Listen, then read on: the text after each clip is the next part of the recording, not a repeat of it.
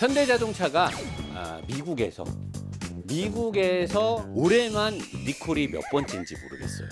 우리나라에서는 제대로 된 리콜을 거의 구경하기가 힘든데 미국에서는 조금만 있으면 이렇게 리콜이 들어가요. 12년식 산타페 해당 차종이 15에서 16년식에 나오는 벨로스터, 그 다음에 11에서 13년식까지 16년식에 나온 소나타 하이브리드, 얘네들이 쓰고 있는 4기통 엔진 블럭이 다 세타 계열에서 나온 엔진 블럭이잖아요. 어떤 문제고 하니 세타2 엔진으로 한참 문제가 됐었던 작년이었나요? 재작년이었는데 미국에서 난리도 아니었죠. 손해배상에 뭐에 이런 거 있었는데 그거랑 지금 거의 똑같아요. 세타2 엔진의 그것과 비슷한 내용이 뭐냐, 문제의 커넥팅 로드 베어링이에요. 우리가 엔진이 보면 이게 안에 실린더라고 보면 하나, 둘, 셋, 네 개가 붙어 있으면 4기통이잖아요. 그 안에서 피스톤이 이렇게 움직여요. 내연기관은 열 에너지로 엔진이 힘을 내는 거고 이 안에서는 폭파 행정이 일어나죠. 흡입, 압축, 폭파, 배기 순으로 안에서 피스톤이 수직 왕복 운동을 하고, 수직 왕복 운동을 하는 걸 바퀴를 굴리기 위해서는 회전 에너지가 필요하기 때문에 이 커넥팅 로드가 피스톤이 올라갈 때 내려갈 때 이렇게 움직이면서 밑에 있는 크랭크 축을 돌려서 피스톤의 수직 왕복 운동을 회전 에너지로 바꿔주는 이 로드를 커넥팅 로드라고 합니다. 피스톤 안에 묶여있는 여기에도 베어링이 들어가고요. 리데나처라고도 말하는데 이 안에도 베어링이 들어가고, 크랭크 축을 돌릴 때도 이 안에도 이렇게 얇은 면으로 돼 갖고 직접 쇠와 쇠가 닿는 중간에 베어링 같은 게 뭐 볼 베어링 같은 게 아니고요. 와샤 같은 베어링이 들어가요. 여기에도 들어가고 여기에도 들어가요. 근데 이 커넥팅 로드 베어링에 문제가 생겨서 얘가 고착이 되거나 녹아서 흔들리거나, 그래서 얘가 문제가 돼서 이 커넥팅 로드가 엔진 블럭을 때려요. 그래서 엔진 블럭에 빵꾸가 나요. 그러면 이 안에서 오일이 왔다 갔다 하니까 이 오일이 밖으로 나와요. 엔진은 열을 받았고, 그 다음에 얘 로드가 하나 부러지면 나머지 엔진이 크랭크 축이 연결돼서 움직이는데 어떻게 되겠습니까? 빠바박 빡빡 하고 그냥 엔진이 뻗어버리는 거죠. 그리고 열이 올라간 상태에서 오일이 나갔으니까 이로 인해서 오일이 누유가 되고 화재 위험으로 갈 수 있어요. 예전에 세타2가 그것 때문에 천문학적인 배상 책임, 그 다음에 돈 물어주고 막 그랬잖아요. 근데 우리나라에서는 세타2 엔진을 가지고 소비자나 오너들한테 제대로 현대가 배상을 하거나 완벽하게 리콜을 하진 않았어요. 리콜 같은 리콜, 윤석노가 좋아하는 압수수색 같은 압수수색. 현대자동차가 터진 이 대수가요, 올해 지금 현대자동차가 전 세계적으로 다 한 리콜이 몇 대냐면, 기사에 나와 있었는데 190만 대인가 160만 대인가 그래. 제가 지금 기사가 생각이 안 나는데 올해 지금 현대자동차 리콜이, 현대기아자동차 리콜이 이 정도 돼요. 이 정도. 현대기아자동차가 우리나라에서 1년에 한 170만 대 팔거든요. 1년에 차를. 근데 우리나라에서는 비싼 차를 많이 팔아요. 옵션도 많이 들어가고. 그래서 우리나라에서 마진율이 되게 높아.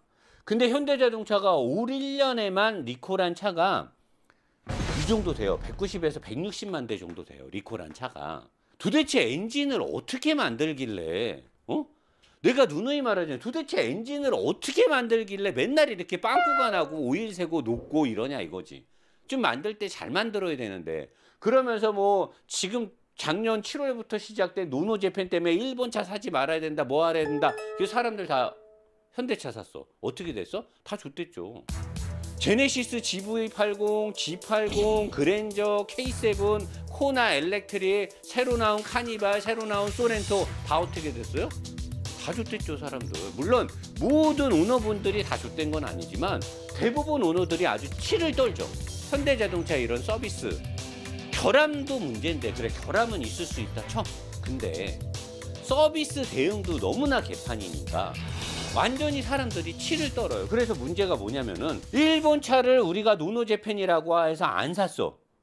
근데 이제 와서 보니까 과연 이 노노재팬으로 우리 국민이 일본의 정부와 우리나라 정부 사이에 있었던 일 때문에 자존심으로 시작돼서 이렇게 된 게, 왜 이게 현대차를 사야 되는 상황이 됐느냐.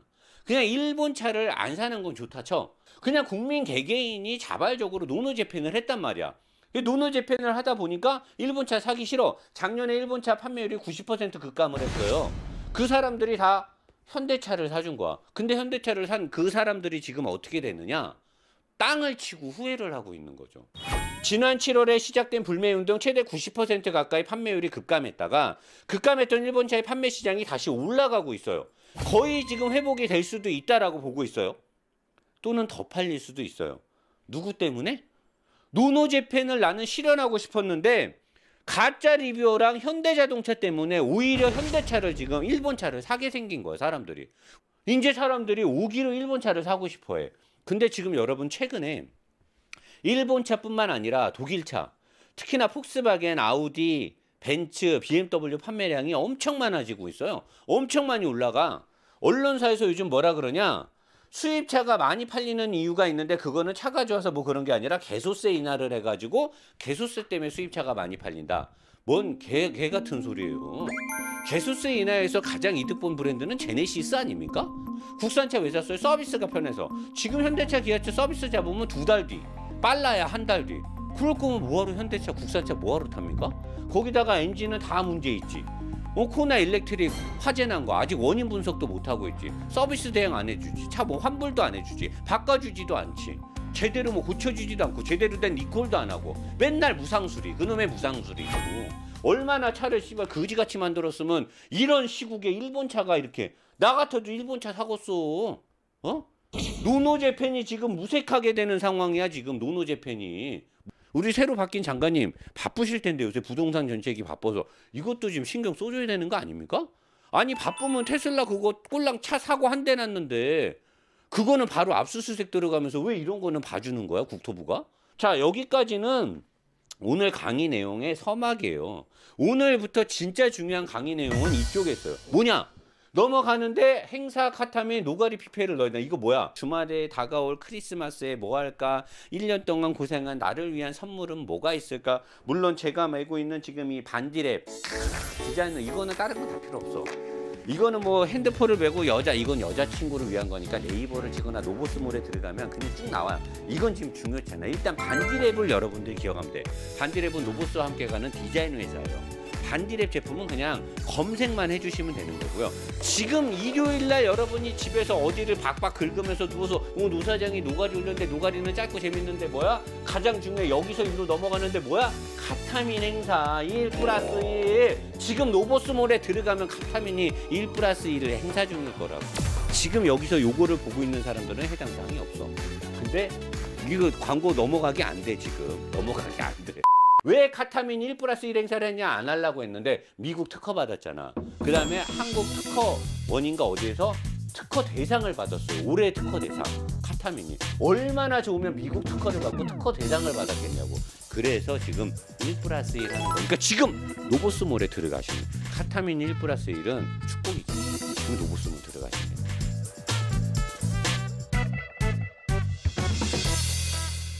노노재팬 속의 일본차의 역습 뭐냐? 이거 여러분 되게 중요해요. 현대자동차가 이 GMP 만들었다. 우리는 뭐 플랫폼이 이렇게 착착착 바뀌어갖고 차를 많이 생산. 내가 그랬잖아. 그거 별거 없다고. 테슬라는 이미 10년 전부터 지금까지 쓰고 있는 거고 테슬라는 현재 다른 플랫폼을 또 내놓고 있고 배터리가 더 중요하다라는 걸 얘기하고 있고요. 이 GMP 플랫폼은 지금 크게 의미가 없는 게 모든 외국의 브랜드들도 그걸 스케이트보드 플랫폼이라고 해서 바닥을 두고 위를 바꾸는 건 그건 다 기본이에요. 현대자동차는 지금 그거랑 수소차를 가지고 엄청나게 자기네가 앞서간다라고 얘기하는데 도요타 전기차 뉴 배터리 출시 임박. 뉴 배터리는 또 뭐야? 뉴 배터리? 앨런 머스크도 지금 얘기하고 있는 거. 지금 자기가 오픈할 게 있는데 준비가 안 돼서 했다는 거 뭐야? 도요타가 그동안 되게 잠잠했죠. 내가 그랬잖아요. K자동차 동에도 글을 썼나? 도요타가 한 3년간 잠잠하더라고. 원래 그런 애들이 아닌데. 걔네가 20년 전에 하이브리드를 처음 만들어 직병렬 시스템을 만들었던 회사예요. 거기서 안 썼던 병렬 시스템을 현대자동차가 최근 3, 4년 전에 잘 완성했다고 해서 어떤 리뷰어가 일본이 완성하지 못한 하이브리드 시스템을 현대가 완성했다는데 걔 곰 좋도는 소리죠. 네? 내가 일본을 싫어해도 내가 국뽕에 취해서 아무리 한국을 좋아해도 기술은 국뽕하고는 상관없는 거예요. 아무리 싫어도 인정할 건 인정하고 그걸 본받아서 발전을 해서 뛰어넘어야 되는 거잖아요. 도요타 전기차가 뉴 배터리를 출시를 해요.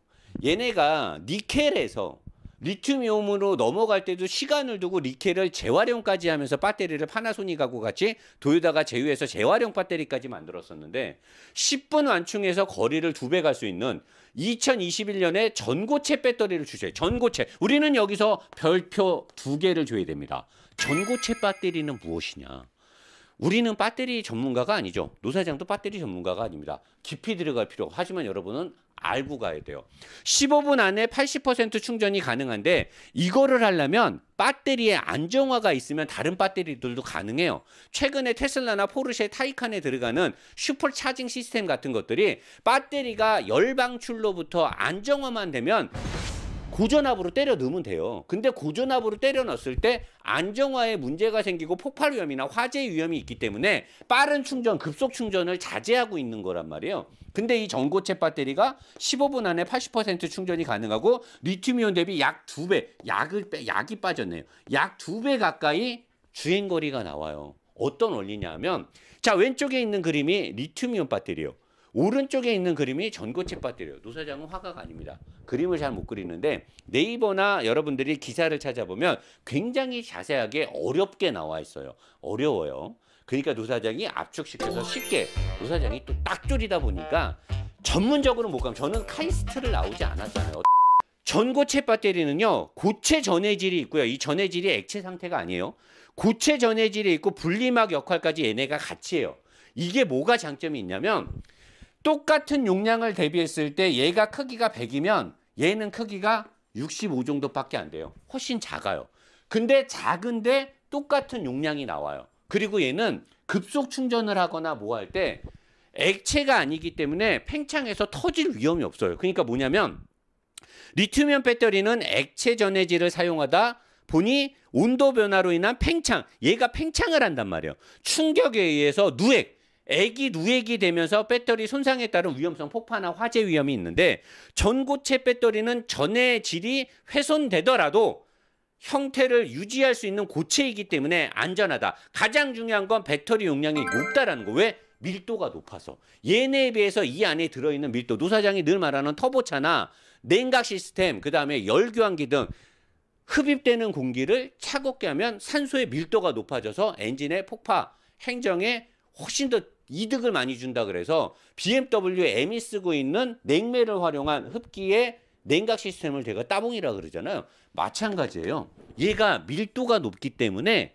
작은 사이즈로 큰 사이즈. 그러면 얘는 이 전고체 배터리를 가지고 하이브리드나 전기차에 넣으면 훨씬 더 작은 부피로 똑같은 성능을 내니까 얘만큼 크기를 넣으면 당연히 주행거리가 많아지죠. 그리고 급속 충전을 하더라도 화재 위험성으로부터 자유롭다는 거예요. 현대자동차는 이 GMP를 홍보하느라 미친 듯이 그러고 있는데 이미 프리미엄 브랜드들은 다 스케이트보드는 기본이에요. 그건 자랑할 게 없다라는 거죠.